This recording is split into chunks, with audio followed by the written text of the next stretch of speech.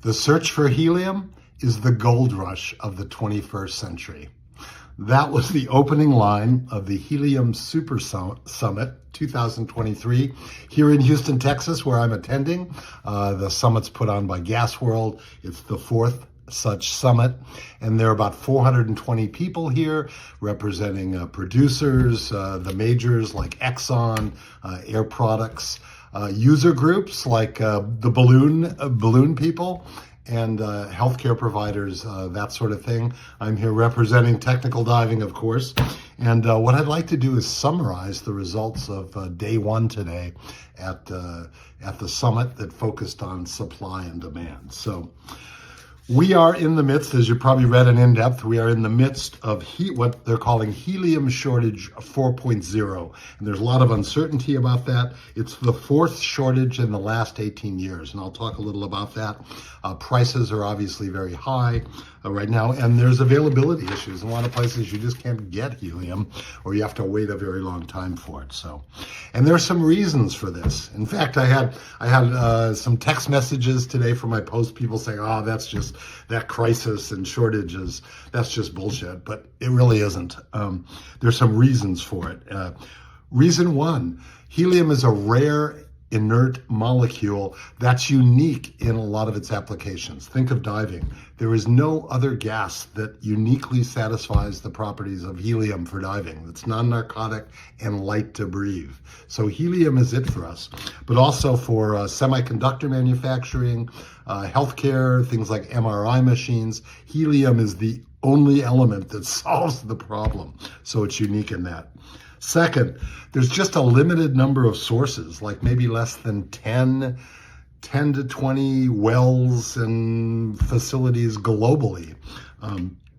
Third, it's nearly impossible to store in large volumes. So typically storage is a way to balance supply and demand. And if there's no storage and the supply and demand don't equate, then there are problems.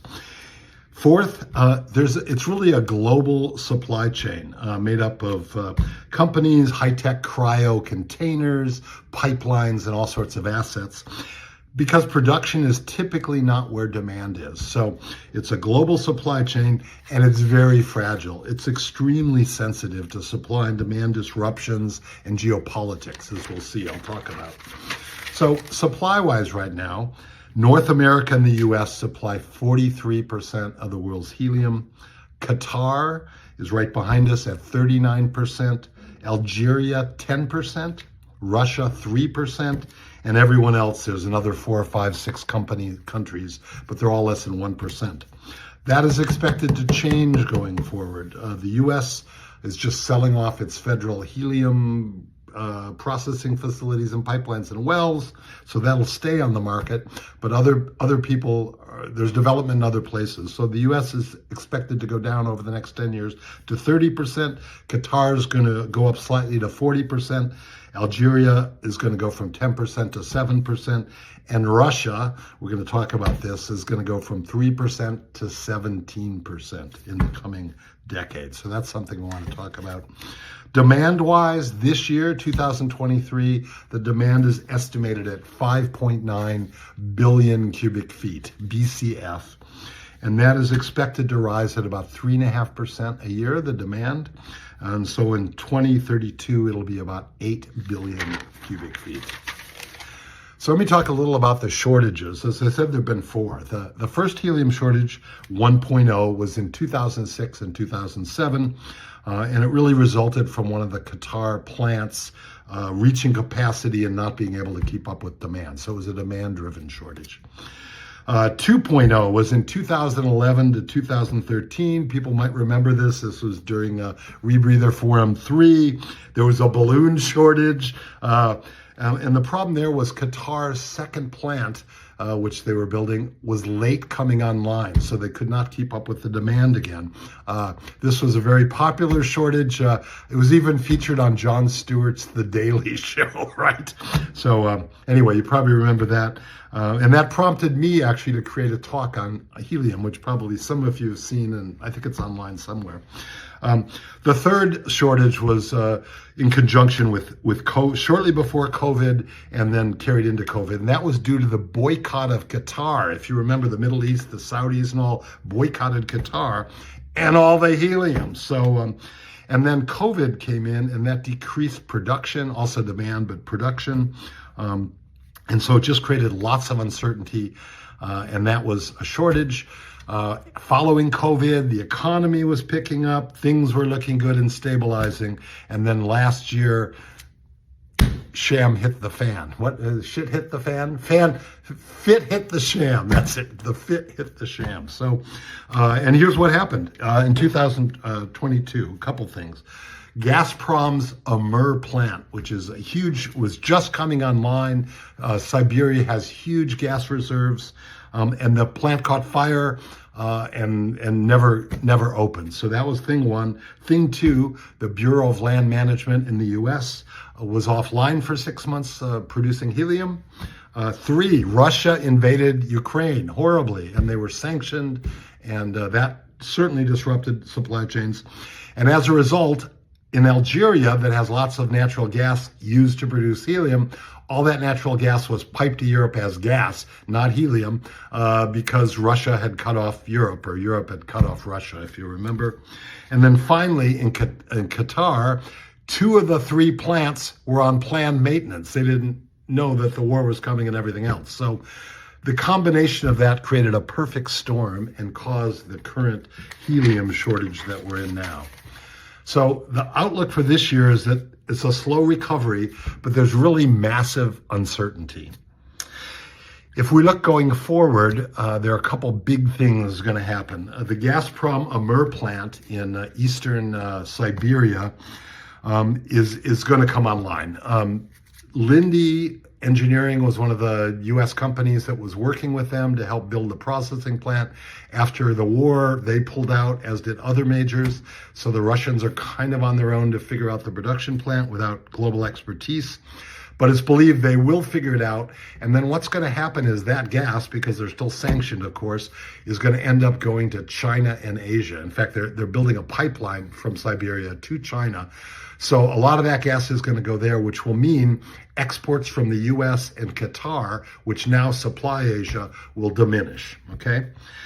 Second, Qatar is adding 2 more processing plants. They're going to double their capacity. So the outlook is by 2028, 2030, there's going to be lots of helium, and probably from just those plants. So that's going to have a difference. In addition, there's a massive exploration effort going on right now, the gold rush, if you will. I've hooked up with a couple companies here, one North American Helium, which hopes to produce about 10% of the U.S. helium in the next 7 years. So they're making a big exploration push in Canada, Saskatchewan, northern U.S., and there's another company, Canadian Helium, also exploring there. We're going to do a story about this in InDEPTH. I find it really interesting how these plants, and this exploration is primarily aimed at what they call green helium. This is helium not associated with hydrocarbons like natural gas and extracting helium, but rather with nitrogen and CO2 gas fields. So they don't have to clean up all the hydrocarbons and all that. So it's actually preferable to hydrocarbon-based helium. Anyway, all these exploration efforts are data-driven. They're looking for where there's uranium, because uranium, the molecules that are let off, the atoms and particles, that is what results in creating helium, which then migrates through the earth. And if it's in a geological structure with a salt dome or some shale or something blocking it, then the gas can get trapped and we can find it. In fact, all the gas wells are just that, gas trapped, trying to get out. We poke a pipe in and it comes out. So anyway, that's where we are. So going forward, there's a lot of optimism. However, and that's for the years 2028, 2030, as Phil Kornbluth, who's a world expert in helium, the man on helium, Ashley Stewart, our editor, has interviewed him for InDEPTH. He believes by then the supply will likely exceed demand, so possibly there'll be price pressure to lower prices for a change. But he's saying that in the next year or two, total uncertainty. I mean, they have a better outlook forward than they do the next year or two. It's just up in the air. So prices are not likely to come down in the near future. And again, availability due to all the uncertainty, the war, et cetera. It's just hard to say over the next 2 years. So, but as I say, we're going to do a report on it, and we're also right now in the process of doing a survey of all the GUE global dive centers as a representative sample to look at what helium prices and availability are. So that's my report from day one of the Helium Super Summit. I hope that's useful for you. Again, we'll have stuff in InDepth, and the new issue of InDEPTH is coming out in 2 days, so you don't want to miss that. Anyway, thank you very much.